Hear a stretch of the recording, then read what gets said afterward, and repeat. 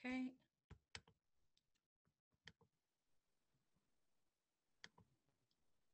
Okay, there we go, guys. Okay, I apologize for that.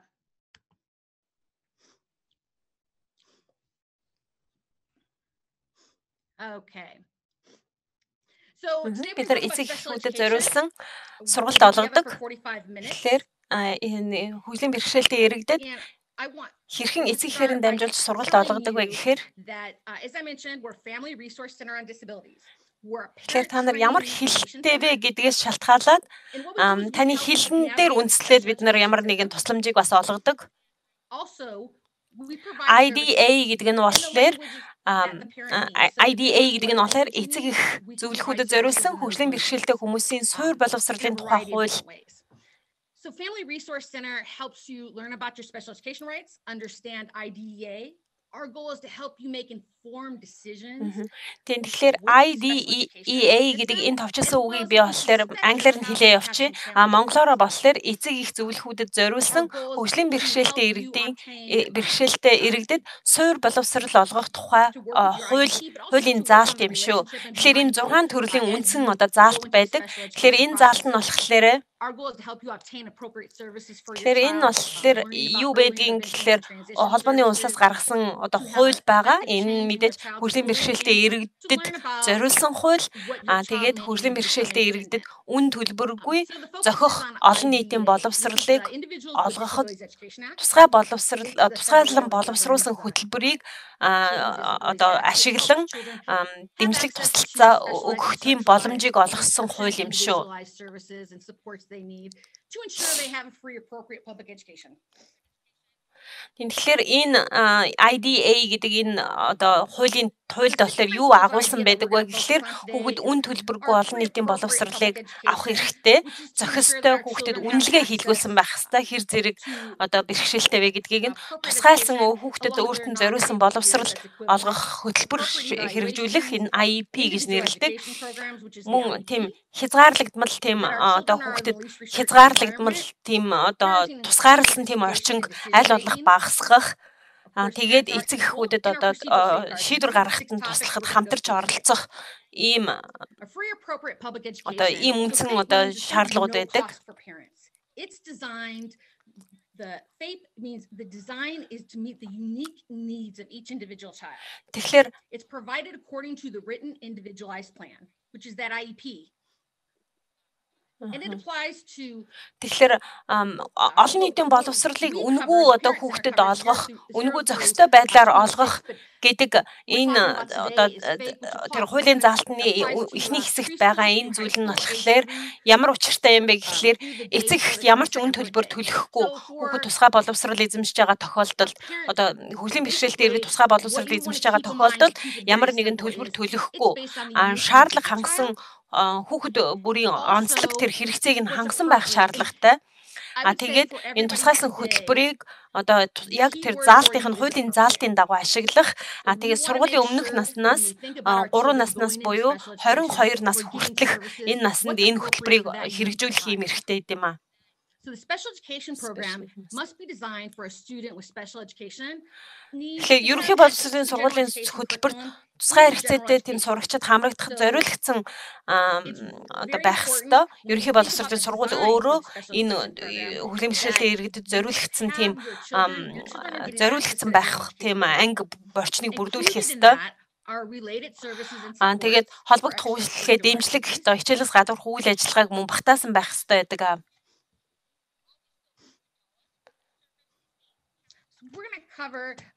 Тэгэхээр манай байгууллагын хувьд болохоор 8 каунтиг хамарсан ийм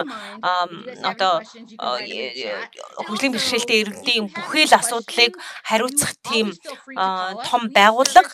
Тэгэхээр манай муж улсын орон нутагт ямар нэгэн туслам дэмжлэгтэй үед бид нар энийг хамтарч шийддэг юм аа.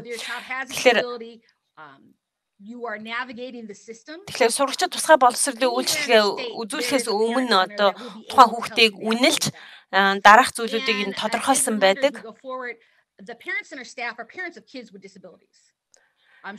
Тэгээд бид манай байгууллагын Манай байгууллагын бас нэг зорилго бол эцэг эхийг одоо идэвхжүүлэх чадахжуулах, эцэг эхийг мэдлэг чадвартай болгох, ямар боломж үүсвэр байдаг вэ гэдэг талаар бид нар бас эцэг эхэд сургалт явуулдаг.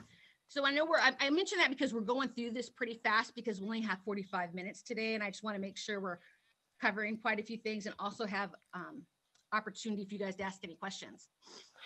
Тэгэхээр би түрүү хэлсэн манай хүүхдүүд манай хөгжлийн бэрхшээлтэй хүүхдүүд бүгдээрээ л үнгүү одоо олон нийтийн боловсрол эзэмших тийм эрхтэй байдаг. Тэгээ энэ эрхийн дагуу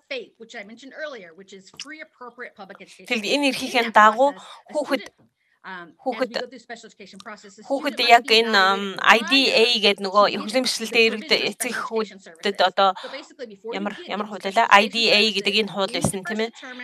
Тэгэхээр хөгжлийн бэрхшээлтэй иргэдийн боловсрол олгох тухай энэ хууль гэдэг байгаа тийм. Тэгэхээр энэ хуулийн дагуу одоо энэ хууль хэрэгжиж байна уугүй юу гэдгийг хянах үүрэгтэй байдаг эцэг эхүүд бас. Figure out if they're qualified, then we determine the educational needs of the student. Тэгэхээр хүүхэд энэ хуулийн заалтанд үнэхээр шаардлага хангасан байна уу гэдгийг эцэг сургууль хянах ёстой. Эцэг эх мөн одоо сургууль үнэлгээ хийлгүүлэх тэр зөвшөөрлийг эцэг өөртөө өгдөг. Тэгэхээр тэр шаардлагатай одоо зөвшөөрлийг нь эцэг сургуультай өгнө.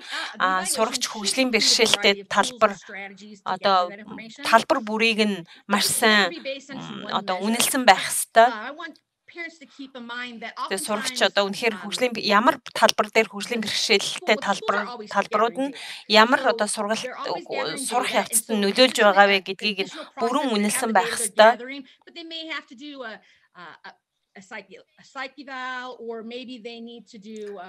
Зүгээр л миний хүүхдийг үнэлээтгэж гээд тийм зүгээр л манай хүүхдийг тиймээ та нар үнэлээх гэдэг энэ зөвхөн энэ нэг одоо зөвшөөрөл нь бас тийм хангалттай биш юм. Тийм болохоор та нар маш одоо бүрэн дүүрэн одоо манай хүүхдийг маш яг одоо жил болгон манай хүүхдийг үнэлэх, жил болгон манай хүүхдийг яг энэ талбар дээр нь үнэлэх гэдэг ийм одоо зөв үнэлгээг авч одоо багш нараас хүсэх нь одоо бас эцгийн нэг шаардлага юм шүү. Must be conducted every 3 years unless both the parent and the school agrees that it's not necessary. Хэрвээ танай хүүхэд IEP буюу тусгайлсан боловсролыг авдаг болвол тэгэхээр 3 жил тутамд тэр үнэлгээ гэдэг ямиг хүүхдэд хийдэг. Хүүхэд ямар төвшөнд байгаа вэ гэдэг үнэлгээг 3 жил тутамд хийдэг. Тэгэхээр энэ IDA гэдэг энэ хуулийн заалтын дагуу хүүхэд 3 жил тутамд хийсэн энэ үнэлгээний явцыг бид нар хэрэгжилтийнх нь явцыг жил бүр бид нар хянаж байдаг. Тэгэхээр хэрв ямар нэгэн байдлаар эцэг эх түүнд асуулт байх, үнэлгээ нь ямар нэгэн байдлаар буруу гарах, эсвэл үнэлгээ нь одоо танай хүүхдэд нийцэхгүй байх юм уу? Тийм тохиолдлуудад өөрийн гэсэн дуу хоолойгоо үргэж тэрэнд одоо өөрийнхөө хувь нэмрийг оруулах эрхтэй, бүрэн эрхтэй байдаг. Хэрвээ гарч ирсэн үр дүнгийнхэн талаар та эцэг эх ямар нэгэн байдлаар санал нийлэхгүй байх юм бол түүнийг буцаага сургуульд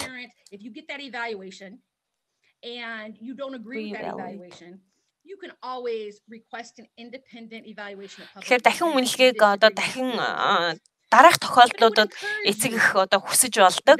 Тэгэхээр эцэг эхүүд эхлээд хүсэлтээ гаргадаг. Тэгээд эцэг эхүүд сургуулийн үнэлгээний үр дүнд санал нийлээгүй тохиолдолд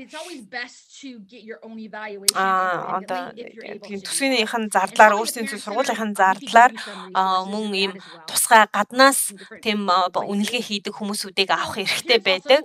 Тэгээ эцэг эхүүд одоо би даасан үнэлгээг мөн өөрийнхөө зардлаар ч гэсэн хийлгүүлж бас болдгиймаа.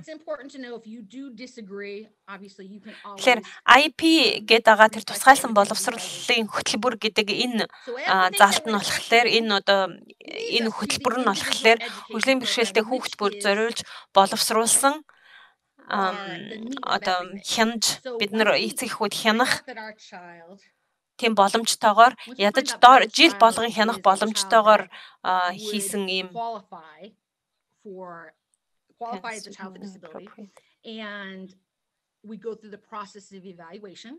And when we go through the process of evaluation, тэгэхээр IEP гэдэг энэ зүйл нь юу юм бэ гэхлээр тусгайлсан хөтөлбөр гэдэг нь болохоор тухайн хүүхдийн одоо бэрхшээлтэй тулгуурлаж үнэлгээ гаргаад үнэлгээгээ хянаад тэр хянсан зүйлийг нь одоо зорилго тавьсан зорилтонд багш нар болон эцэг их хүмүүжүүлэгч нар тодорхой арга хэмжээг авч this is a written document.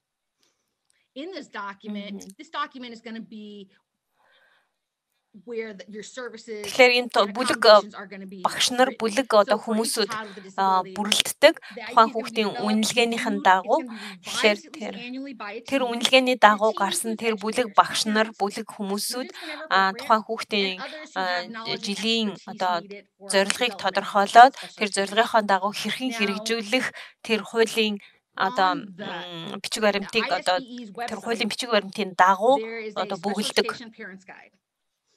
And I would encourage everyone on the call to download the document. It's a pretty big document, but it tell each chapter it's very simple to read, and we'll tell you in each chapter who should be included.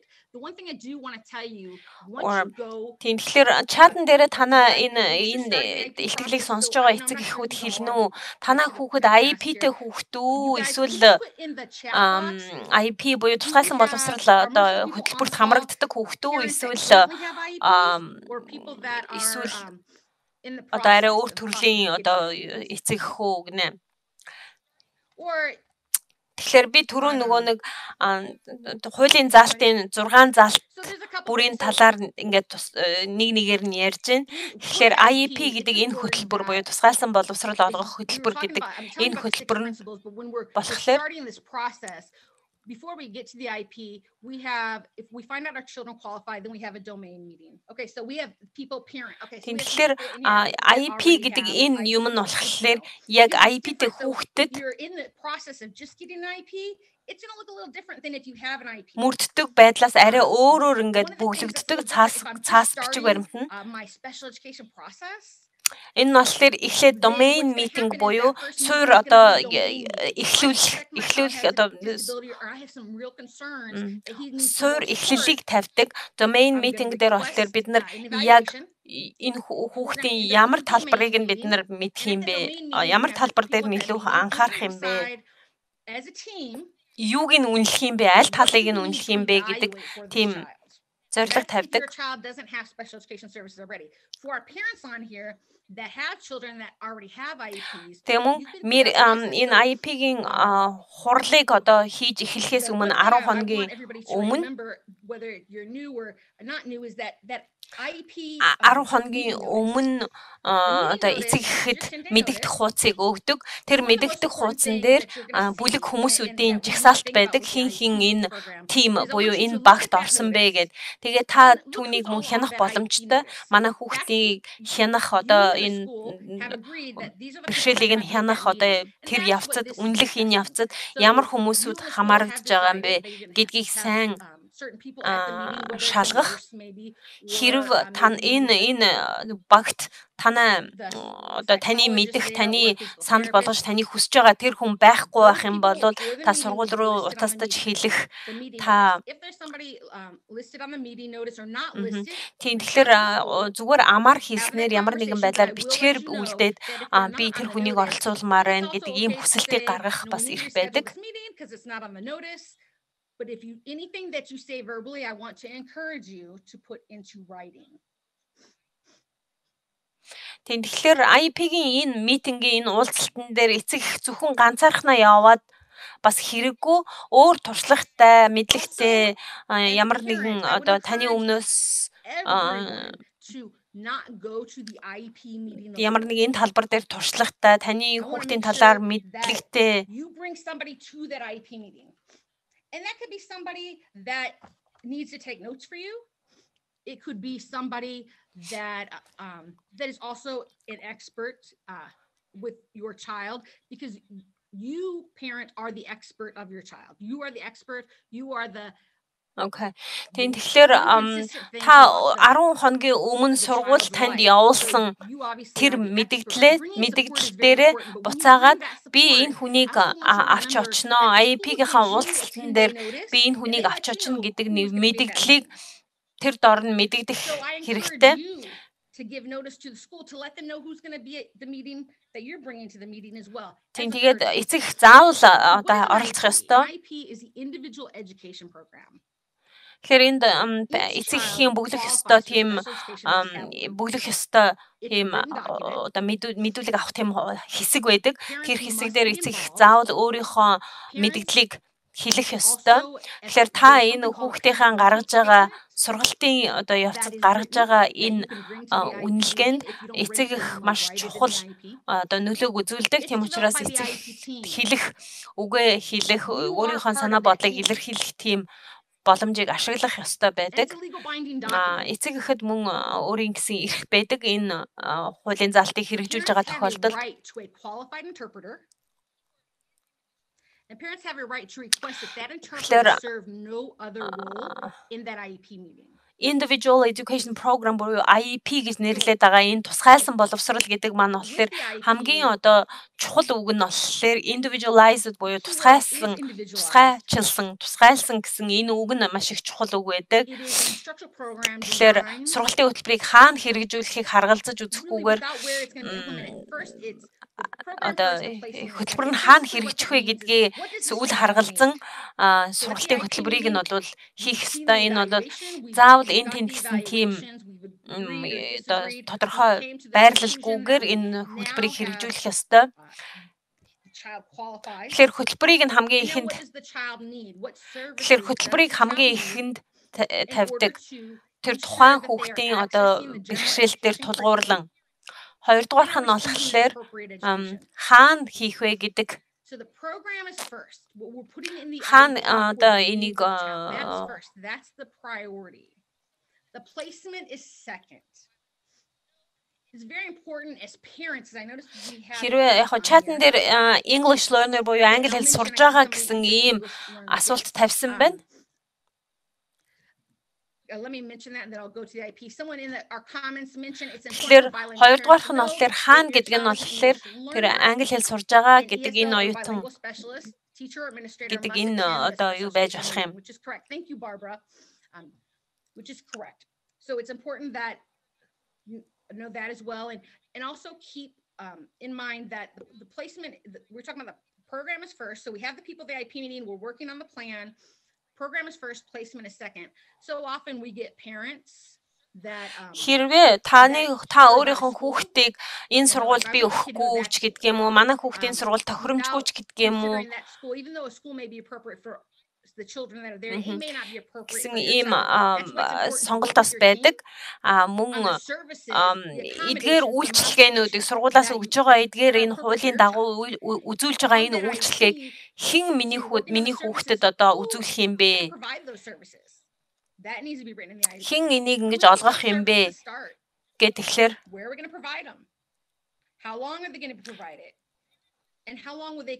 тэг хизээ энийг эхлүүлэх юм бэ? Хаана манай хүүхдэд энэ одоо үйлчилгээг олгох юм?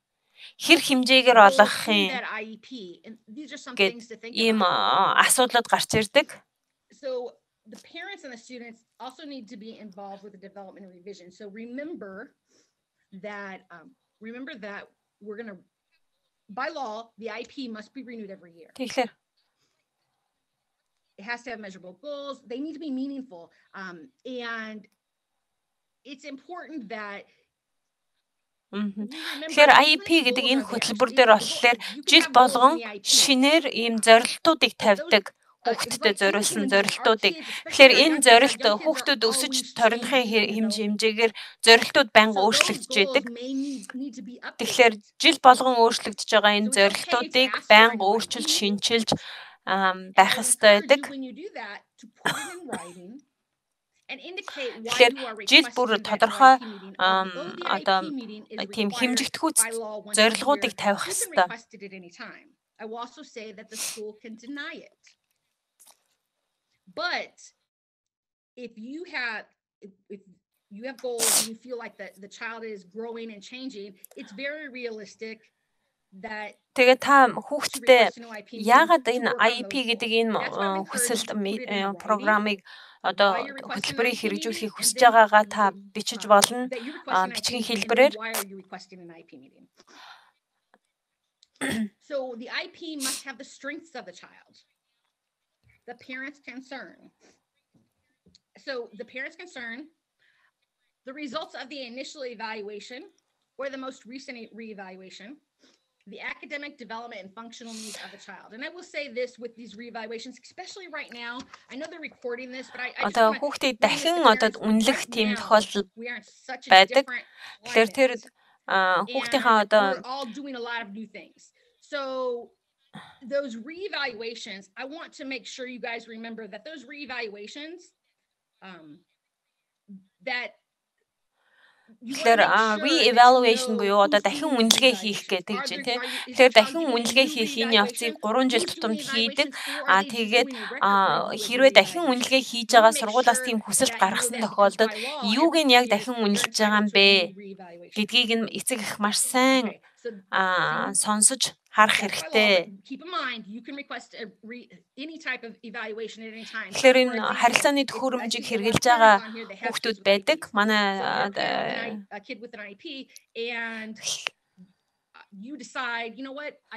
хэрвээ та хүүхдтэй харилцах төхөөрөмжийн IEP-ийн хүсэлтийг гаргаж байгаа бол түүнийг бичгийн хэлбэрээр гаргаад түүний дагуу үнэлгээг бол багш нар хийх шаардлагатай болдог. Then you can put that request in writing and that would be a new evaluation that you could request at any time. Тэгээ сургалтын болон ерөнхий одоо тийм зорилгоодыг хүүхдийн ерөнхий боловсролын сургалтын хөтөлбөрт хамрагдах тийм боломжийг нь бас олгоно. Энэ IEP-тэй хүүхдүүдийн одоо үндсэн зорилгот болохоор сургалтын одоо яг main одоо жинхэнэ тэр үндсэн ангид явж байгаа хүүхдүүдийн сургалтын хөтөлбөрт хамрагдах тийм боломжийг нь олгоно. In order to receive an education equal to their non-disabled peers.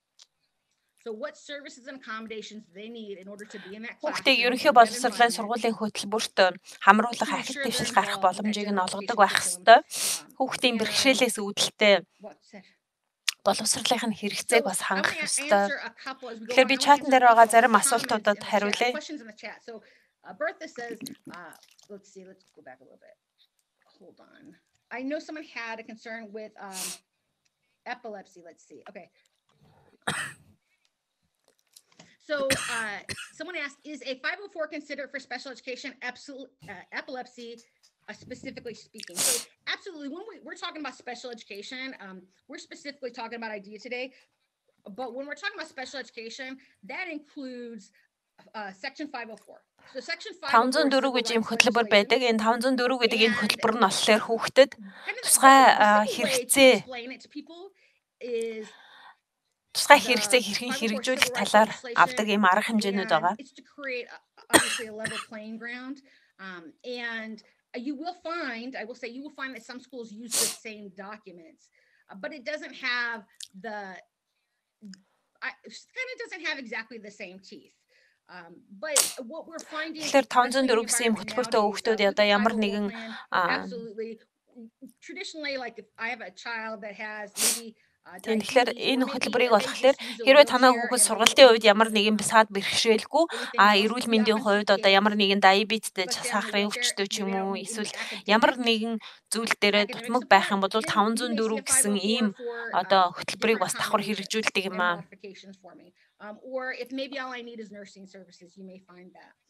So the difference really is those qualifying disabilities. Тэр ямар хүчин зүйлүүдийг бид нар маш сайн харгалзаж үзэх хэрэгтэй вэ? Манай хүүхд хэрвээ хөгжлийн бэрхшээлтэй IEP буюу тусгайлсан боловсролыг хэрэгжүүлж байгаа энэ тохиолдолд what factors should I consider to evaluate my child's goals are appropriate? So as a parent, the factors it can depend on each child. Та хүүхдээ хамгийн сайн бүрэн мэддэг хүн учраас we can't cover those Alan, I would also encourage you to call me, but I would also say this is that you want to ensure you're the expert on your child.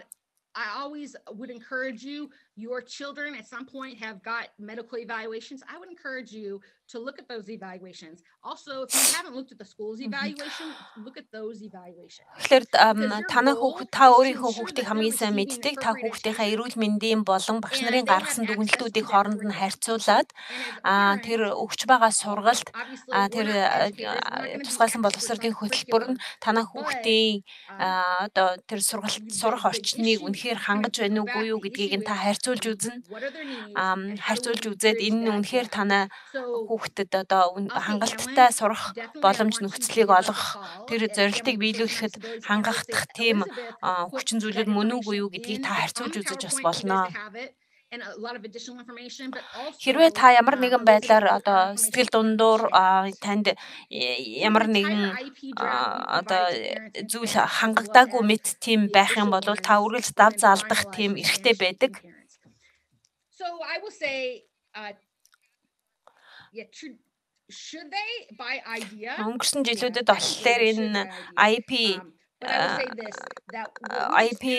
одоо олгох энэ хуулийн залтыг олгох хөтөлбөрийг хэрэгжүүлэх энэ явцад хэд хэдэн одоо бэрхшээлүүд тулгарч байсан ялангуяа Испаний гаралтай одоо олон орон нутгийн хүрээнд энэ болохоор яг аль бие усны одоо орчуулагч нарын дутмагшил байдаг. Can have a qualified interpreter at your meeting as well as that interpreter should not do any other job. Тэгэхээр яг одоогийн байдлаар болохоор энэ тусгайлсан боловсролыг эзэмших хуулийн хүрээнд яг аль бие усны одоо баталгаажсан орчуулагч нараар хангах гэдэг ийм хуулийн залтыг нэмж оруулсан байгаа. I will say that still is a bit of a challenge though. But Bertha, we have got it, working with the Parent Center, we have got it translated for parents that needed it. And also we have not only got it translated. Тэгэхээр хэрв тухайн сургуулийн дүүрэгт тэр тухайн хэлээр туслах орчуулагч хангалттай одоо баталгаатай орчуулагч нар байхгүй тохиолдолд хэн нэгэн хүнийг авчираад хамт сууж энийг бол хилцэх бас боломж байгаа. So does virtual school affect IEPs? So our experience has been эцэг хөвчлэн хүмүүс рүү уцтахтаа бол тийм баяр хөөртэй ямар нэгэн сэтгэл сайхан үедээ бол нэг ярьдаггүй ямар нэгэн юм болохгүй бүтэхгүй сэтгэл дундуур байгаа үедээ ууртай байгаа үедээ л бид нар руу ярьдаг. And don't mistake me, I want you to call me before you're frustrated, but traditionally энэ IEP буюу энэ тусгайлсан боловсролыг хэрэгжүүлэх явц бол мэдээж хэрэг онлайнаар сурвалжлага захин ертөнцид суралцж байгаа хүүхдүүдэд хамгийн ихээр нөлөөлсөн. We have found that virtual school has absolutely affected the IEP, and we have had significant challenges with that for families, and we're working through those. And here's the thing, we work with families individually. So yes, absolutely the law says something, but the law says what is allowed, but on the street, so to speak, what actually happens may look different. Let's see. Elizabeth reminds us that no other role means that the interpreter only plays and participates in the meeting as the interpreter, not in any other role as teacher. So Elizabeth mentions that in the chat, that when I mentioned no other role in the past, before that law was in place, what we would see is there might be a janitor that speaks. Өмнө нь бол за яг манай сургуулийн цэвэрлэгч испани хэлтэй байж болно. Тэгээд испани хэлтэй байгаад тэр хүнийг авчираад окей та энэ гэр бүлд ингээд энэ испани хэлтэй гэр бүлд ингээд энэ IEP буюу тусгайлсан боловсролын хөтөлбөрийг ингээд орчуулчихаа гэтэл тэнд маш чухал асуудал яригдж байгаа үед and that was a very, very real concern because special education is so specialized. Тэгэхээр тэнд алдагдсан юм уу? Тэнд хэрвээ үл ойлгогдсон ямар нэгэн чухал мэдээллийг зөвхөн орчуулагчийн буруугаас болж одоо буруу хийсэн, буруу угаар орчуулагдсан юм уу? Буруу хийгдсэн тохиолдолд орчуулагч энийг бол хариуцлагыг хүлээх үүрэг байхгүй. Ягаад гэвэл тэр бол өөрийн гэсэн ажилтай сургууль дээр тэр цэвэрлэгчээ хийдэг ажилтай хүнийг авчирч ингэж орчуулга хийлгүүлэх. Тэгэхээр ийм тохиолдлоор and that's it. Elizabeth, can you resend our contact information in the chat? Yep, I just did that. And then also there was асуулт a гарч ирсэн байна. question that was in Энэ Spanish тахлын that may үед have маш overlooked олон and reminded оюутнууд I asked you ялангуяа guys. энэ тусгай боловсрол Maria de авдаг. Jesus, she says she's asking in during the pandemic, Тэгэхээр a lot of the энэ students тусгай боловсрол авдаг оюутнуудын the энэ specialized хөтөлбөр services хэрэгжихэд kind маш of, хэцүү болсон. Тэгээ энэ weren't тохиолдолд implemented эцэг эхийн хувьд as ямар they нэгэн were тусламж prior to that. So now that that has happened, туслах is боломж, there эцэг эхэд any туслах ямар нэгэн боломж extra байдаг уу? support for parents who, either Энэ бол маш хүнд нөхцөл байдал бид нарт тулгарсан. Okay, so I'm going to try to can you respond also back to her in Spanish in the box for us too? Sure. Okay, so this is a challenging situation. Тэгэхээр хамгийн чухал энэ маш чухал асуулт байна. Тэгэхээр ийм тохиолдолд бид нар юу хийх ёстой вэ гэхлээр тухайн хүн бүрийн одоо мэдээллийг хянах. It's the importance of keeping data. It's very important to keep data. So тэгэхээр нөгөө IEP буюу тусгайсан боловсролын эзэм хэрэгжүүлж байсан тэдгээр хүүхдүүдийн дунд яг энэ тухайн мөчөд ийм нэг юу одоо завсар гарч ирсэн. Тэгэхээр завсар гарч ирсэн энэ завсарыг parents may not have known. I know it's been overwhelming. Everybody is in distress. So тэгэхээр энэ хуулийн заалан дээр за энэ зорилт хэрэгжсэнгүй, энэ зорилтыг одоо хэрэгжүүлэхэд ийм нөхцөл хангагдсангүй гэд ингээд хуулийн тэр нөгөө зорилт тавиа зорилтыг яаж хэрэгжүүлэх тэр боловсролын хөтөлбөр тусгагдсан байгаагийн дагуу хэрэгжүүлэх гэтэл хянах гэтэл өнөөх нь болохоор хянагдах боломжгүй байгаа тохиолдолд түүнийг заавал documented буюу баримтжуулах хэрэгтэй болж ирж байгаа. Тэгэхээр тэр баримт буюу тэр хөтөлбөрийнхөө тэр баримтан дээр үүнийг тусгаж оруулах. Compensatory services are providing services that our child. Тэгэхээр яг одоогийн байдлаар яг хүүхдүүд маань ямар хэмжээнд ямар байх уу гэдгийг бол бид нар одоо тааж хэлж мэдэхгүй байгаа. But we are not exactly sure what this is going to look like just yet after this pandemic. So here's the thing, I would encourage her to call us. And хэрвээ манай байгууллагын хувьд болохоор Испани хэл, Франц хэл, Араб хэлний орчуулагч нар аль бие ёсоор ажилладаг. Зарим хэлний хувьд болохоор бид нарт жоохон асуудалтай байдаг.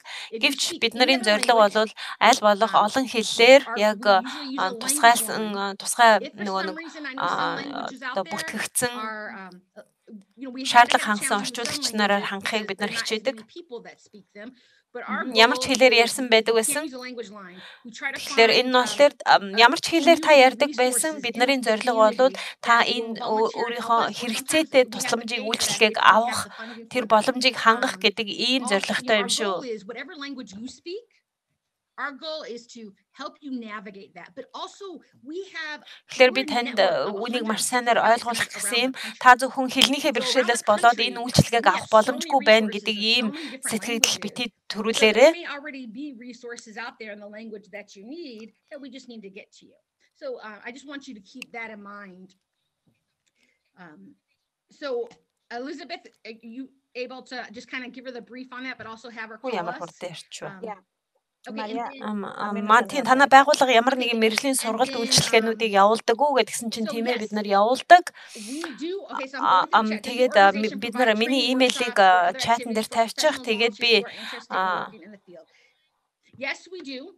And I would encourage you to email me. And Elizabeth, can you put my email in the chat? Yes. Тийм та манай вебсайт болон манай олон нийтийн сүлжээнд орж манай мэдээллүүдээ сонсъё гэвэл мэдхийг хүсэж байгаа бол та энэ чатн дээр юу гэнэ миний имэйл хаягийг хийлээ та манай вебсайт руу ороод тийм онлайнаар янз бүрийн төрөл бүрийн сургалтуудыг зохион байгуулдаг. Бусад байгууллагуудтай бид нар хамтарч ажилладаг. Бусад байгууллагууд хамтарч ирдэг. Мөн эцэг эхүүдэд зориулж төрөл бүрийн уулзалтуудыг хийдэг. Тэгэхээр ямар нэгэн асуулт танд байсан ч ямарваа нэгэн асуулт байгаа тохиолдолд бид нар түүний хариултыг танд олж өгөхийн тулд хамтарч ажилладаг юм шүү. Тэгэхээр бидний зорилго бол тусгай хөтөлбөрийг хэрэгжүүлэх, тусгай боловсролыг олгох гэсэн ийм одоо зүйлд анхаарлаа төвлөрүүлж ажилладаг. Our focus is IDEA. Our focus is special education law. And our focus is helping you learn how to communicate through this system because хэрвээ танаа хүүхэд хөгжлийн бэрхшээлтэй болвол та ямар нэгэн зүйл мэдхийг хүсэж байгаа бол ямар нэгэн зүйл олж учрыг олохыг хүсэж байгаа бол тэр зүйлийг бид нар танд одоо тусалдаг, олгодог байгууллага юм шүү. We'll help navigate through that. We'll help you find that information even if we don't have that. But normally тэгэхээр хэрвээ та тусгай боловсролоос ямар нэгэн сургалт уулзалт хөтөлбөр сонирхож байгаа бол та сургуулийнхаа дүүрэгт захиалга өгөөд дүүрэг энийг болохоор үнгүүгээр та бүхэнд олгодог юм аа. Request training. Our trainings are free. We do, if you're a parent group, we request you have at least 10 parents. Absolutely. So, and I guess now with being virtual, that could be a special Zoom meeting with just your parents. Maybe it's your parent group. Okay, let's see. Olga гэдэг хүнийг надад чат имэйл бичээрэй гэж энэ болохоор хүүхдийнхээ нийгэм сэтгэл зүйн одоо сэтгэл зүйн хувьд одоо тата биш байгаа энэ тохиолдолд би яаж дэмжиж ажиллах вэ? I'm kind of skim through. You guys will have this. We want to make sure there's SMART goals, but kind of to reference Olga's concern because we only have a couple more minutes is that not filled on the 504. One of the things the 50 Olga, I would say call me on that because the social emotional goals тусгай хөтөлбөр дээр болохоор нийгмийн сэтгэл зүйн нийгмийн сэтгэл зүйн одоо зорилтыг тавьдаг. Тэгэхээр энэ нийгмийн сэтгэл зүйн зорилт гэдгийг одоо хэрхэн хэрэгжүүлэх талаар those are additional trainings that we do. Maria, so Olga, I want you to give us a call. So we can access an interpreter through your office for parents. So yeah, Maria, if you have parents, so we would not do an interpreter for a school. So but if you have parents, our goal so we're тэгэхээр Olga гэдэг хүнд хэлж байгаа тийм ээ social emotional goal гэдэг энэ нийгмийн сэтгэл зүйн зорилт гэдгийг энийг одоо хэрэгжүүлэхийн тулд яаж хэрэгжүүлэх вэ? Ямар заалтуудыг тавих вэ гэж асууж байна. Тэгэхээр хэрвээ танай сургуульд болон танай дүүрэгт ямар нэгэн эцэг их энэ талаар одоо тусламж хэрэгтэй байгаа бол бид нар зохих тусламжуудыг өгнө. And then if we run out of money, then we're asking other people to help support us. So absolutely, I want to encourage you if you have those families. Here's the thing, Elizabeth, put my, I would say, Elizabeth, put my, make sure my email is in the chat, and then again, put that subject line. Хэрвээ та сургуулийн ажилтан сургуулийн багш байгаа бол би эцэг хүүхдийн мэдээллүүдийг багшд болон ажилтнуудад одоо тараах ямар ч эрх байдаггүй. Тийм учраас бид нар бол зөвхөн эцэг эхтэй л хамтарч ажилладаг юм шүү. Тэгэхээр зөвхөн эцэг эхтэй л хамтарч эцэг их биднэрт хандсан тохиолдолд бид нар энэ эцэг эхтэй хамтарч ажиллах болно. Түүнээс сургуулаар дамжуулах тохиолдолд сургуулийн ажилтан багш нарт мэдээлэл олчихгүй, хуваалцахгүй. So Olga, can you respond to that? I'm sorry, can you respond to that question, Elizabeth? Yep, I can show the SMART. And did you guys Тэгэхээр бид нар зорилт тавьдаг. Тусгай хөтөлбөрийг хэрэгжүүлэх явцад зорилгоодыг тавьдаг. Тэгэхээр эдгээр зорилгууд нь ямар байх ёстой вэ? goals, right? So Тэгэхээр бид нар IP буюу энэ тусгай боловсролыг тусгайлсан боловсролыг хэрэгжүүлэх энэ хөтөлбөрт багийн бусад гишүүд таны хүүхэд хэр зэрэг ахил дэвшил гаргаж байгаа яаж мэдэх вэ гинэ. Тэгэхээр энэ болохоор яаж мэдэх вэ гэхээр тэр мэдих зүйл нь болохоор таны хүүхдийн одоо зорилгыг бид нар хэмжих боломжтой байх тийм хэмжигдэхүйц байх ёстой. I can make sure that it gets sent out. Okay, thank you, Elizabeth. Okay. Хэрвээ танаа хүүхэд ийм харилцааны төхөөрөмж хэрэглэдэг бол Okay. Oops. Let's see. Hold on. So we хэрвээ wanna танаа make хүүхдийн sure нэг хэрэглэж чадахгүй байгаа бол that it's realistic. So if you get assistive technology, and if your child you get evaluated for assistive technology, for example, and байна. Your child doesn't know how to use it.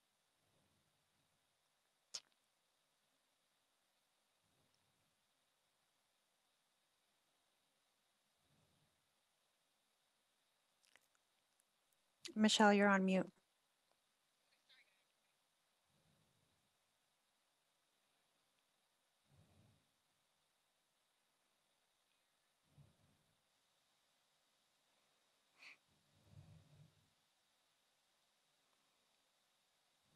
Okay, sorry guys. Okay. I was on mute. Let me go back to my share. Yes. Сонсож байна уу те? Okay, let's see. There we go. Тийм би түрүү нөгөө харилцааны төхөөрөмжийг хэрхэн хэрэгжилж байгаа талаар тийм жишээ авсан тийм ээ. Ямар зорилготой байсан бэ? Таны хүүхэд. I was using an example just of assistive technology. Тэгэхээр таны тавьж байгаа зорилт маань өөрөө хэмжих боломжтой, хэмжигдэхүйц байх ёстой. Whatever goals you have are really smart goals, time limited, and measurable, very specific, where it's going to be done, who's going to do it, and those are kind of the goals we went over. We'll make sure you guys get a copy of the PowerPoint, and then also we'll send a couple resources. So I'm just kind of looking at both. Olga, do you see the presentation now? I just added the PowerPoint into the chat. Та имэйл дээр өөрийнхөө биш чатан дээр өөрийнхөө имэйл хаягийг бичнэ үү. Тэгээд чатан дээр байгаа тэр PDF файлыг та чадвал нээгээд үзэх боломжтой шүү. Хэрвээ та миний имэйлийг авах боломжгүй байгаа бол манай хаяг бол FRCD гэдэг ийм FRCD гэдэг ийм товчсон үгтэй юу байгаа шүү. Байгууллага байгаа. Тэгээд энэ байгууллага руу ороод бид нар руу имэйл бичиж болно шүү. So the smart goals, right? And it's Тэгэхээр хүүхэд гэдэг маань болохоор хамгийн боломжтой хэмжээнд хөгжлийн бэрхшээлтэй хүүхдүүдийг тийм улсын болон хувийн хвшлийн байгууллагуудад эсвэл бусад хүүхдүүдийн байгууллагад бол хөгжлийн бэрхшээлгүй хүүхдүүдтэй хамт боловсруул эзэмшүүлэх тэр боломжийг олгох газар юм шүү. Тусгай боловсруул бол зүгээр л үйлчлэгээ үзүүлдэг газар болохоос биш, хүмүүжил олгодог газар биш шүү. Тусгай боловсруул бол зөвхөн зүгээр нэг төрлийн үйлчлэгээ болохоос биш, тэр хүүхдийг бүхэлд нь одоо хүмүүжүүлээд байгаа газар биш гэдгийг сайн ойлгоорой. The least restrictive environment. A parent is an equal partner in the process. You're an equal partner. Эцэг эхчүүд болохоор дараах зүйлийг болвол маш сайн хамрагдах ёстой. Үүнд болохоор IEP-гийн тэр Also procedural safeguards. All these are different topics that we also have. Тусгайлсан боловсролын хөтөлбөрийг хэрэгжүүлэх хурлуудыг одоо хамт хилэлцэх боловсруулах хянах ийм үүрэгтэй 14 наснаас эхлэн энэ шилжилтийн төлөвлөлт ба үйлчлэгийг одоо хийдэг. Тэрэн дээр хамт оролцох 14 So we can accommodate what the needs are. 14 наснаас эхлээд энийг болохоор хамтарч хийгдэх ийм шилжилтийн хөтөлбөрлөө шилжин ордог. It's a tough time for everybody. And so эцэг их болохоор дараах юм мэдээлэлүүд байдаг. Тэгэхээр эцэг их болохоор ямар нэгэн явцын одоо мэдээллийг жилд нэг удаа авсан байх ёстой. Эцэг одоо ерөнхий тэр мэдээллийг өгсөн байх ёстой. Тэгээ хурлын одоо хурал болох 10 хоногийн өмнө тийм бичгэн мэдүүлгийг эцэг эхэд өгдөг. Урьдчилан бичгээр одоо эцэг эхээс ямар нэгэн хүсэлтийг авах тийм мэдүүлгийг бас өгдөг. Энэ нь болохоор эцэг эх сургууль дүүргээс ирүүлсэн танай хүүхдэд хамааралтай боловсролын програм одоо хөтөлбөр байршлыг өөрчлөх санал татгалзан хариу гэсэн эдгээр зүйлийг багтаасан байдаг. Yes, we cover Lake County, Cook, Kane. We cover the 8 counties around Chicago, but Lake, Cook, Kane, Kendall, Will. Let's see. Lake, Cook, Kane, Kendall, Will, Grundy. Ялангуяа сургуулиуд. What am I missing? 2, 3, 4. I put them in there. Oh, thank you. Thank you, Elizabeth. Absolutely. And we know, keep in mind, I know for some of you guys, especially бичлэн ирж байгаа энэ тохиолдолд болохоор parents that are нөхцөл байдлууд маш өөр хүн болгонд өөр байдаг. Энэ тохиолдлуудад we're certainly willing if you're a situation where people are coming back in person. Хэрвээ та эцэг эх болов хэрвээ та сургууль хүмүүжүүлэгч болвол та бид нар руу утастад and that's why I say call us and we can accommodate what the needs of our parents are. Тэгэхээр бидний мэдээллийг манай байгууллагыг бусад багш нар, бусад эцэг эхүүдэд сайн таниулж хоорондоо хуваалцаж тэгэхээр бид нарыг сайн манай байгууллага ийм байгууллага байдаг гэдгийг сайн мэддэггүй. Тийм болохоор манай улс даяар 160 орчим энэ байгууллага ингээд тархсан байгаа. Тэгээд одоо ашигын бус ийм байгууллага юм аа. Тэгээд Elizabeth-ийн section дээр чатн дээр PowerPoint-оор миний мэдээллийг тавьсан байх гэж бодож байна. Everybody for being on the call with us today. I really appreciate it. And then also please keep in touch. And Elizabeth put the PowerPoint in the in the conference for us. So let's see, we do have a couple. I'm going to try to answer that question. As a paraprofessional, who can I forward this information to without overstepping? I would say, as great question, and Olga, thank you for not overstepping. Тэгэхээр та эцэгхийн зөвлөл болон тэр тусгай боловсролыг хариуцсан сургуулийнхаа ажилтнуудад өөрийнхөө санаа зовж байгаа эдгээр зүйлээ хэлэх боломжтой байдаг юм шүү. Тэгээ баярлалаа та бүхэнд. Oh, and then also all sessions will be available and recorded for view at a later time. So thank everybody for joining. Thank you guys. I appreciate it.